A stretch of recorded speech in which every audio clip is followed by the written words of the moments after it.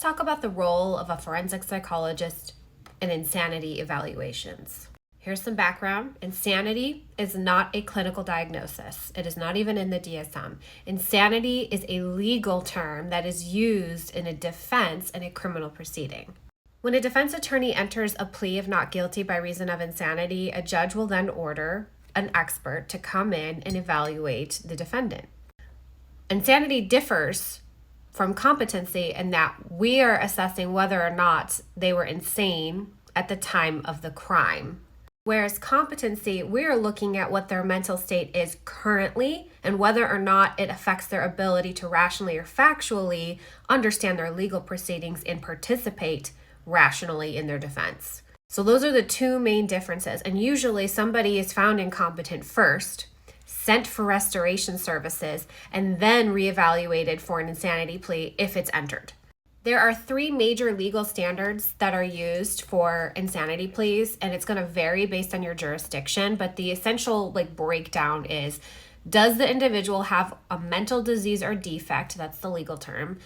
If so, was that disease or defect so bad and so severe that it impaired their ability to understand right from wrong, or to understand that what they did was morally or legally wrong?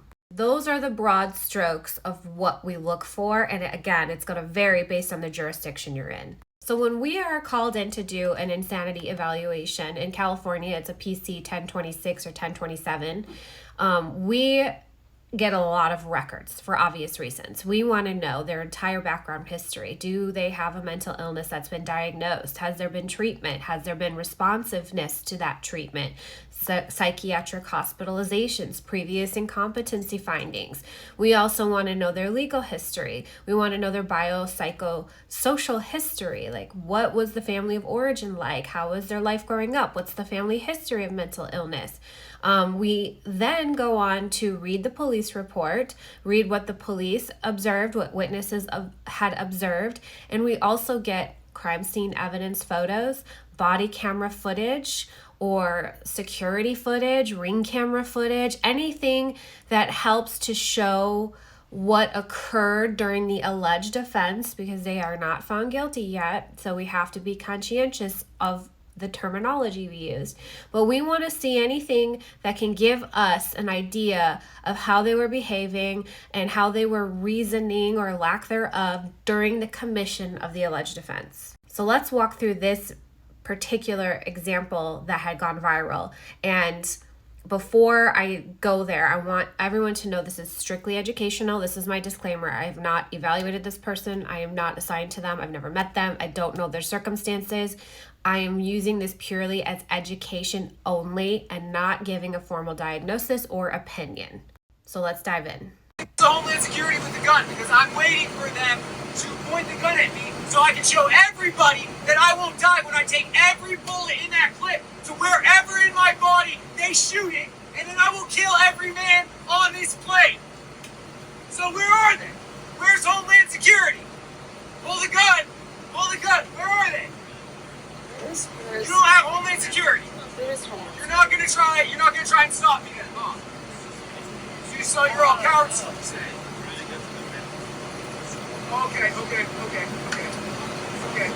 You know what? Because you're gonna see them shoot me down and I'm gonna get back up. Hey, I'm Balthazar. Hey, baby. Hey, Bianca. I love you, Bianca. I'm coming for you. Bianca. No Homeland Security? With Balthazar on the plane? My dad lied to all of you. My father called himself Dracula from the beginning of... Why are you even talking? Shut up, Jason. Just shut up. Well, tell them to bring SWAT to shoot me down, because they're going to have to shoot me down today. Remember that.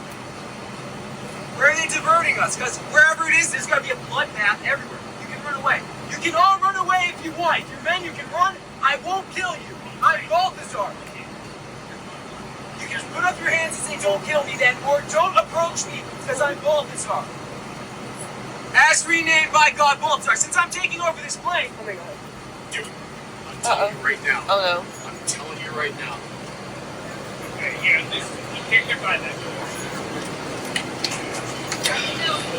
Did you grab him down? Oh my God. Holy shit.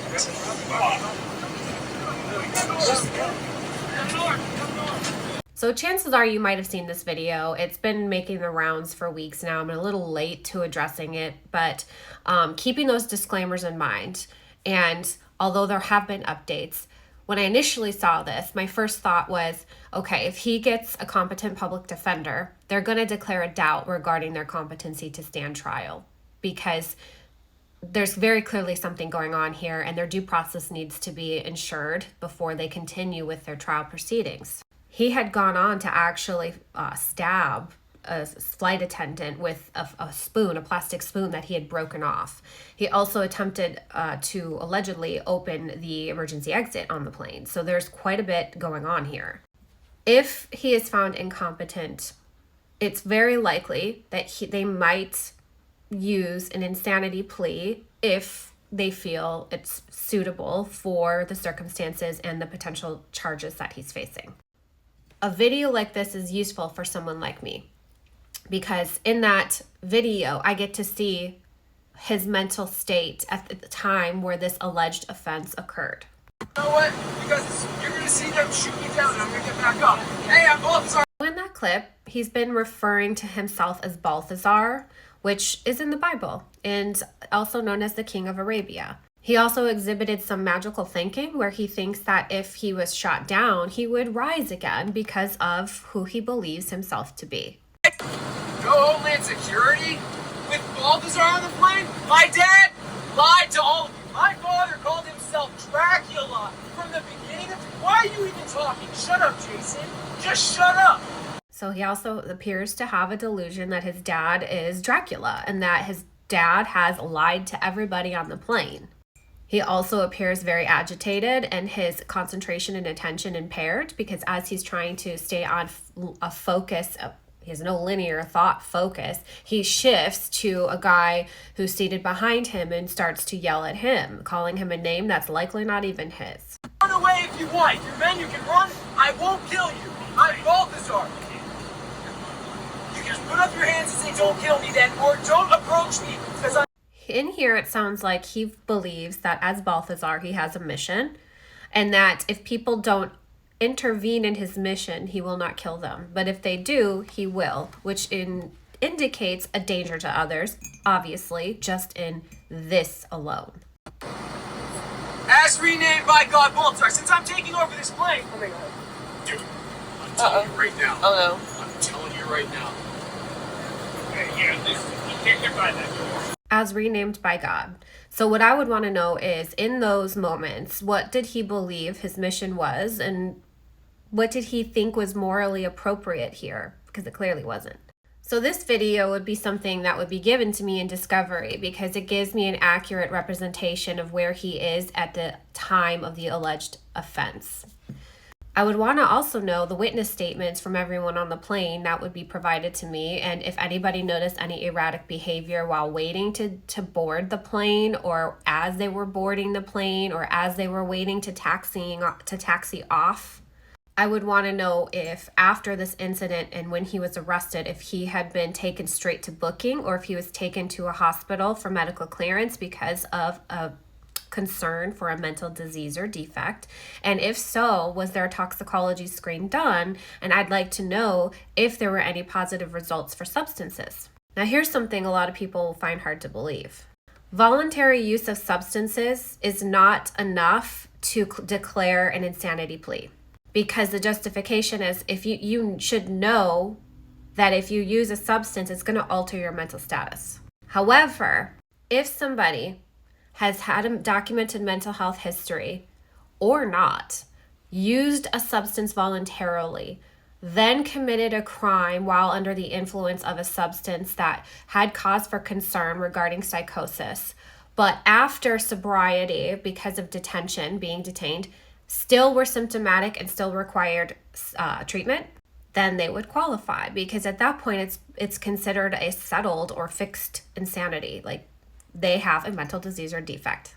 And that will vary by jurisdiction. Remember, everything varies by jurisdiction. Since this video went viral, I do believe a judge ordered for an evaluation on him as suspected. So hopefully he's getting the treatment he needs. Let me know if you found this helpful or interesting, and I'll do